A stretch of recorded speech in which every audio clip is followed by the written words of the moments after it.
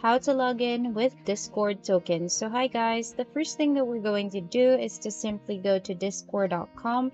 Now basically when we go to Discord, it will ask us to sign in.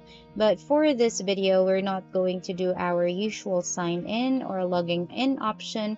So in here, we're going to use our token.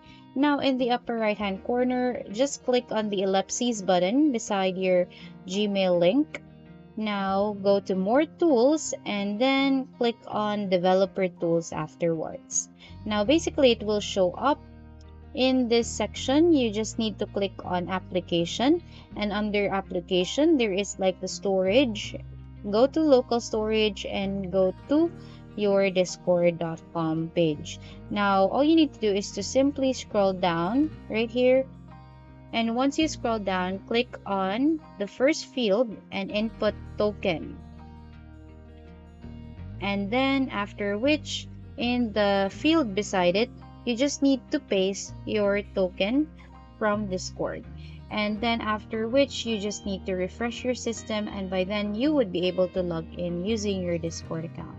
So that's about it for today's video, guys. Hope you find this video helpful, and thank you so much for watching.